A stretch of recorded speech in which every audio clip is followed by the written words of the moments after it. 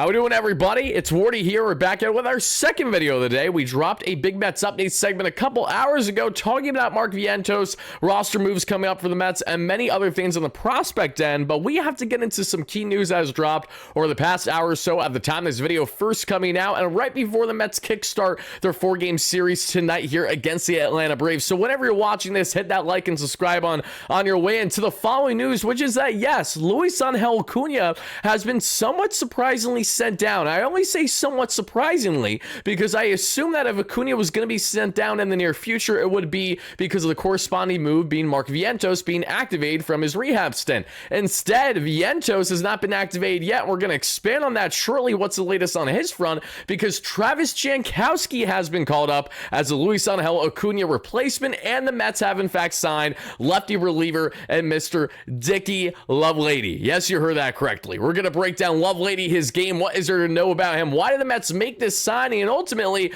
how long is a guy like Jose Siri now going to be out as he was placed on the 60-day IL? What's the latest on Jesse Winker? And so much in between here at Metsland, everybody. So again, hit those buttons on your way in. Let me know all your initial reactions in the comments down below to what we have to break down today. And let's hear a quick word from our amazing sponsor here on the platform.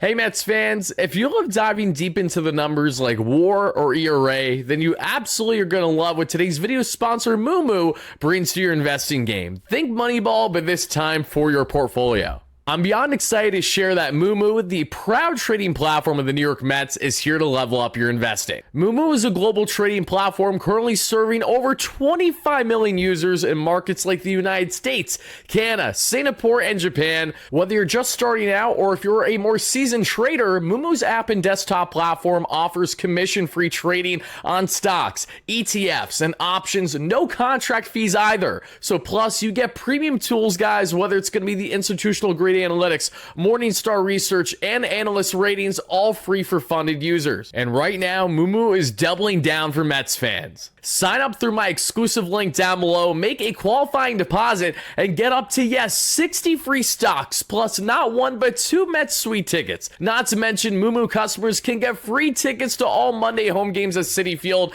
and who knows, you may even see me at a game. And with 0 commissions and 0 contract fees on stock and ETF options, you keep more of your wins. Are you guys ready to trade smarter? Download Moomoo now and swing for the financial fences. And shout out once more to Moomoo for being an amazing sponsor here on the platform.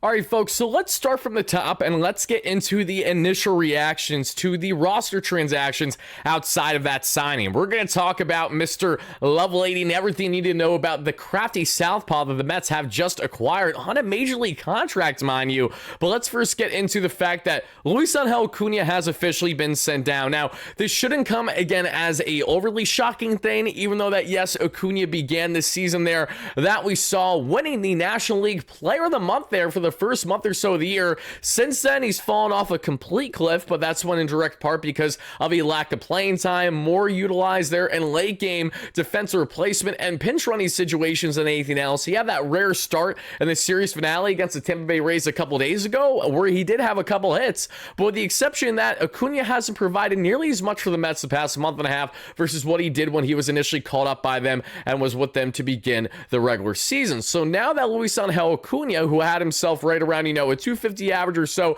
just under 600 OPS there, leading to his ultimate demise of being sent down here to AAA. Why did the Mets do that? What is the initial knee-jerk reaction that happening? The knee-jerk reaction is this happened simply because Acuña obviously needs more seasoning, needs to develop properly, and David Stearns wants to be proactive and make sure that he does not let his young developmental players rot on the bench. Because if there's one thing that's been a commonality between Brett Beatty, to a degree Mark Vientos this year, even though that obviously broke out last year, Ronnie Mauricio and his little stint to this point that we'll get into why it's going to be a short stint, because I'd be surprised if he stays up here much longer. We'll expand on that here shortly. And everyone else pretty much that has been a Mets prospect over the past couple years that's in the major league level right now has been underwhelming. There's been a lack of consistency on that front. And Luisangel Acuña is the latest to now fall in said category. So as the corresponding move, the Mets go ahead and they make, in my opinion, honestly, very smart move. And I think this is now the time to do it. Give you some looks here before before, again, you have the All-Star break there, not too far away from the time of us doing this video now on June 23rd, just a couple weeks out now. But as we expand more on this, everybody, let's take a look at the following that you guys will see. And I apologize, I had the wrong thing there. Let me see if I can pull this up properly this time. That's not what I want. This should be what I want. And this is exactly what I want to show each and every one of you. So as you guys can see here, when we talk a little bit about Mr. Janky and Travis Jankowski, let's talk about the fact that Travis Jankowski has been here before. So the immediate reaction is, all right, we have a guy who knows his role. And we also know that Jankowski is, while yes, nothing greater than at best a fourth outfielder for a team, he provides pretty much everything that the Mets are currently getting from Luisangel Acuña. So it's not shocking that they're considering Jankowski now and so to roll. For those that don't remember, Jankowski was a part of the Mets a couple seasons ago. They didn't have all that much success with him, but he was a fun player when they had at the time. A very speedy outfielder that we know is usually known for plus defense, can play all over the place, is a lefty bat option now for the Mets to consider off the bench, makes a guy like Mauricio further expendable when he will more than likely inevitably be sent down, with Mark Vientos being activated this week. And we're going to talk about when that will be the case for Vientos, because it's not as soon as we all initially assumed here in the industry. So I apologize for that from our video earlier, guys. It was under the great impression that Mark would be activated today, given all the latest reporting and everything, but that ended up not holding true. We'll expand as to why. But Travis Jankowski, everybody, what you get is what you get. You get yourself an absolute speed demon on the base pass, another outfielder type that can also kind of help take the pressure away from Jeff McNeil having to need to get as many center field reps as he's been getting right now. I don't mind McNeil in center for the most part if it makes sense, especially for lineup configuration. But for the sake of, because say maybe Tyrone Taylor has an underwhelming stretch of play, or because, he's really burnt, they need to give him an off day or so, that is where I have a little bit more of a level of concern. Whereas Jankowski knows his role. He plays every outfield position. He's done it at professional level plenty times in his career and will continue to do so at the young age of 33, and also has an act for winning. This is the same Travis Jankowski, mind you, right after the Mets parted ways with him, he went on to win the World Series in 2023 with the Texas Rangers, right? So it's kind of bizarre when you look at not only Jankowski, but everyone else there. And we're not going to play El Mago highlights, as enticing as it is. We're not going to go there. So instead, we're going to go and show you guys more on Jankowski, because one thing is that Travis Jankowski knows what it takes to win. He's won a championship already. He's been on a lot of teams in small and big markets, and he knows exactly his role, and there's nothing to worry about when it comes to hindering development if Jankowski maybe doesn't get it much of an at-bat for an entire week, because the Mets are playing that good and that rock solid and that deep with their lineup. Whereas Acuña, you are hindering his development, and you are naturally hurting it, I should be saying, in the process. Whereas if you have a guy like Jankowski on the bench for, however many days, or if you need him in a pinch there, no pun intended, a pinch runner there, or if you need him to come in as a late game defensive replacement, he can all do that on the snap of a finger, and provides the Mets in a position of need right now, you could rightfully argue, as Jose Siri again was placed on the 60-day injury list, meaning that Siri's not returning in the immediate future, sadly, as much as that frustrates me to say. And that is furthermore why the Mets are more than likely going to acquire some type of outfielder fit, whether that's more on the, not necessarily quality, but more so on the certainty end and what you're getting at least defensively, but as an upgrade over a guy like Jankowski, or they are more of the quality end if they really go down the trees of, say, the Cedric Mullins, the Jaron Durans, among others, the TJ Friedels, among others that have been thrown out there, and they're even going to be considered to be dealt by the deadline. But to get back to this Travis Jankowski, everybody put a pin in it. This is a perfectly fine and I think a smart opportunity for the Mets to get these looks in now. Give Alvarez his reps in AAA separately from this. Give Jankowski some looks here at the major league level this week, next week. See how he does here, because, there's no better opportunity to now pounce now to make these roster decisions before you have your All-Star break. Then you can kind of recoup from there and see what you want to do post All-Star break, as you will then not be too far away from the MLB trade deadline. So Travis Jankowski back with this Mets team, everybody. A guy who has obviously had a clutch hit or two every once in a while, known for the speed, known obviously for the great elite defense when he's absolutely at his best, and now he's going to be entering the fold for pretty much the exact role that Luisangel Acuña was in. But the main difference that I would say in the case of Acuña especially is more so in the fact that you have another outfielder type, right? Acuña was in an abundance with Ronnie Mauricio, Brett Beatty, once he returns soon, Mark Vientos to a degree, even though he's mostly a DH, we can agree upon that, and then some. So I'm curious to see how Acuña does and how he fares being sent down to AAA, because let's not forget that Acuña did not really play play all that well when he was in AAA. He was fairly underwhelming last season leading up to his call-up. So how does he handle now being sent down this demotion? Does he take it to the chin and take it like a champ and play some strong baseball, leading to a call-up here as we get either a couple weeks away or obviously post All-Star break? You know, I'm curious to see what'll happen on that front as Jankowski tries to take advantage of his current opportunity. And speaking of Mr. Jankowski, everybody, I did want to relay briefly here to each and every one of you some remarks that he shared with the media on returning to the Mets. So let's go ahead and show you guys what exactly they are.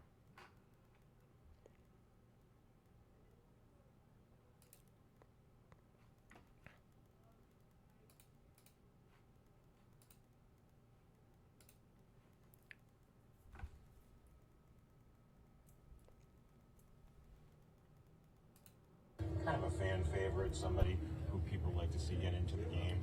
Do you anticipate it's going to be a little bit like that again? I hope so.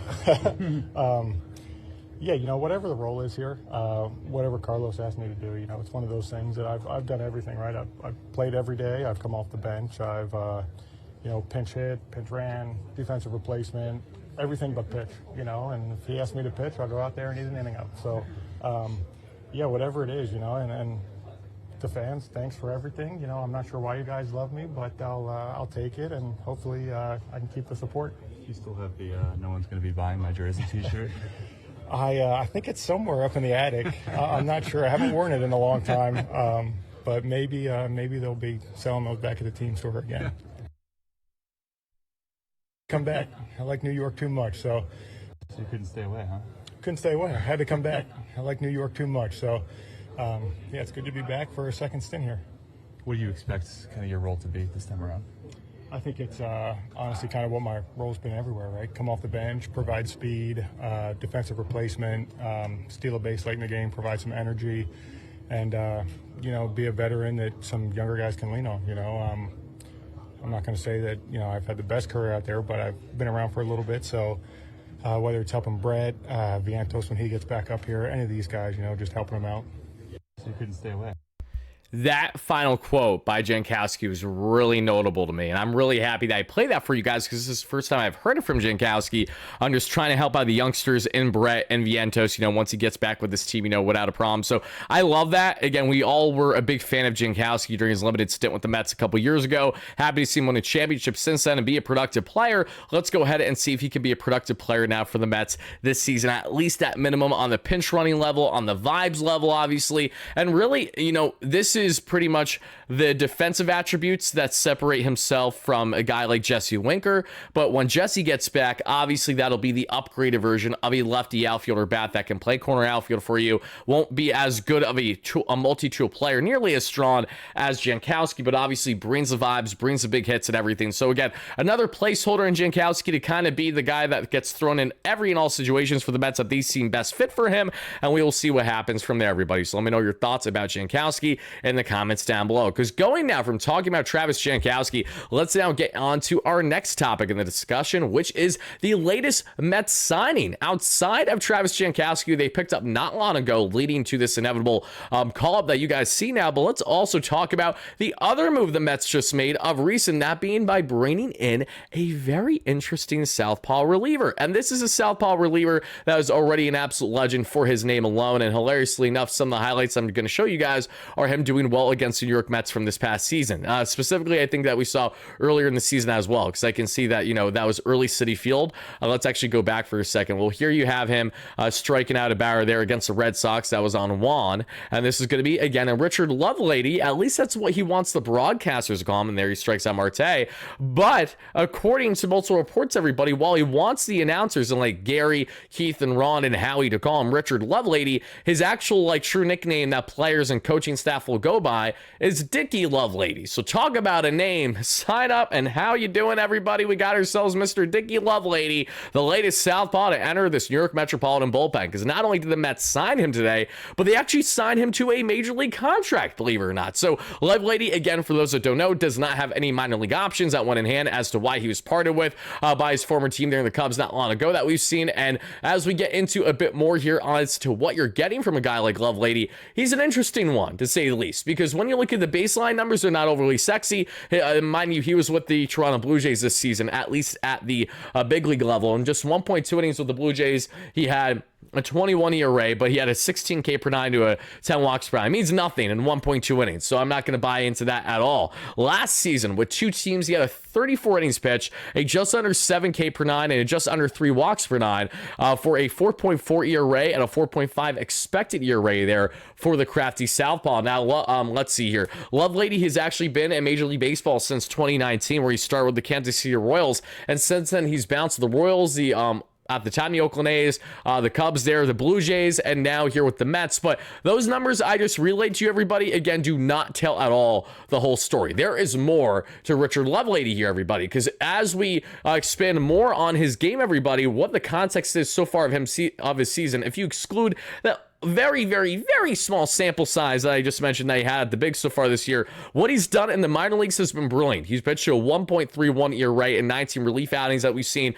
for, funny enough, the Twins AAA affiliate, so it wasn't even there, the Texas Rangers, or whatever team, the Toronto Blue Jays, rather, that I just said. And over his past 28 games, with the Rays that we saw in 2024, he posted a 3.77 ERA. So wow, color me shocked. A crafty Rays lefty that David Stearns is picking up. We already have one ramping up in his rehab in Brooks Raley that we broke down in our video earlier, but now you bring in Lovelady, who has the sinker, the slider, the sweeper, and the four seam, and right now he's looking good. Average exit velocity is such a small sample size, so I'm not going to look into these numbers at all right now per Baseball Savant, but there are things to like in his ability for potentially on his hard hit percentage, as well on, his ability to do well on eliminating hard contact. And I do know one thing when it comes to this Mets team, and David Stearns specifically, this goes back to when Billy Epler first acquired Reed Garrett a couple years ago at the 2023 trade deadline. While Reed Garrett had not figured out his arsenal completely yet, he was looking good in AAA, but he was utilizing his four-seam fastball too much still with the affiliate for the Orioles. Then we see,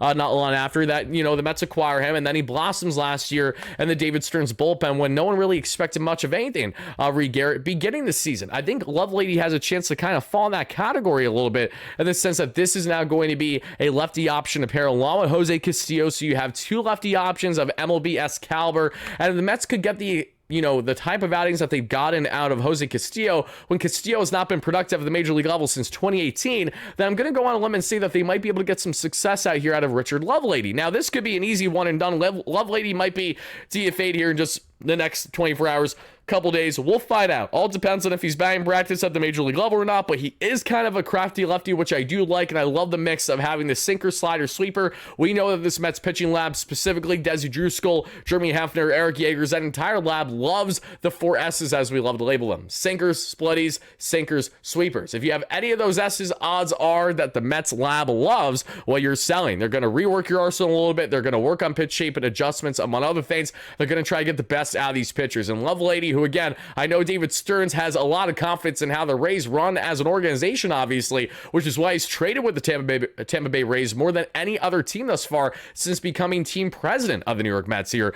Just a very, very fascinating pickup, in my opinion, to see what Lovelady is going to bring, if at all. Again, I know the major league numbers aren't jumping off the board. I'm not telling you that he's going to be an absolute stud. I'm just saying this is another arm, and an interesting arm that does have a level of upside for the Mets to consider, because there you will take certainly anything out of their bullpen right now. In the case of Lovelady, think obviously potentially like Danny Young type stuff is what we're getting here, but hopefully better. That would be obviously best wishes, even with Danny Young as absolute best, separate from his injury. But that is what we're getting here, everybody. And Mr. Lovelady, Dicky Lovelady, but out of respect of him, I'm going to say Richard Lovelady, if he doesn't want us fans or talking heads here in the space to call him anything but. Now, guys, getting on to our last but not least topics, let's also talk very briefly here on the front of Mr. Kodai Senga and Mark Vientos, because Kodai Senga and Mark Vientos, we do have some key news that has dropped on their front as well that I'm going to share with each and every one of you. And as you guys can see here, bing, bang, boom, there we go. You guys can see Danny Abriano, Kodai Senga told reporters he feels great, that you guys can see, and he'll soon be on the mound at a decent intensity if he's cleared by the trainers. So that's obviously gonna, I'm encouraged to hear and see that, obviously. And not only is it great to see Kodai starting to work his way back, we can't wait to see him back in this rotation, obviously. Let's also see here, as Carlos Mendoza spoke to the media earlier, and I won't play the audio just to make things easier for the sake of the video, but Mark Vientos will play 9 innings tomorrow, that being this Tuesday at AAA Syracuse. He's feeling better, but needs a little bit more time. time before returning the Mets, according to Carlos Mendoza there, everybody. So that is the latest on Vientos. Once we find out once he's actually returning, we'll talk about it once we see how he produces tomorrow, playing a full 9 innings tomorrow that we're going to see there, and at DH on Wednesday. It's telling that, you know, the Mets are probably going to utilize him still more on a DH role than probably the hot corner once he gets back up to the bigs, but we will soon find out. I know the Mets would love nothing more than for Mark Vientos to not only come back to this Mets team and perform offensively, at least in similarity to how he did a season ago. In the case of Kodai Senga, just get healthy, get back out there on the mound. We need our ace back. I think that's an understatement. Folks, that is going to about do it for our video. I want to thank you all so much for watching. If you found yourself enjoying the content, please make sure to hit that like and subscribe button on your way out. Let us know all your key takeaways in the comments down below. And as always, shout out to our great sponsors here at Moomoo, the official trading platform of the New York Mets here. BetUS that has you covered for all of your sports betting needs. Check them out by utilizing our promo code that you guys will see there. And YouTube 150 by heading over to betus.com.pa today. That way you too get a 150% bonus on your first deposit, on your second or third, up to $2,000 for whatever you guys want to bet on. And at SeatGeek for all of your ticketing needs. You guys want to save some dough with SeatGeek, head over there, utilize our promo code down below, is in the description of the link. WardyNYM is a promo code for 10% off your next ticket purchase. Just trying to save you guys some money or have some fun on the gambling front if you guys know how to do it responsibly. Otherwise, please don't get involved. Thank you guys again for watching. As always, no matter what, let's go Mets. I'll see you guys later for our post-game coverage. Peace out.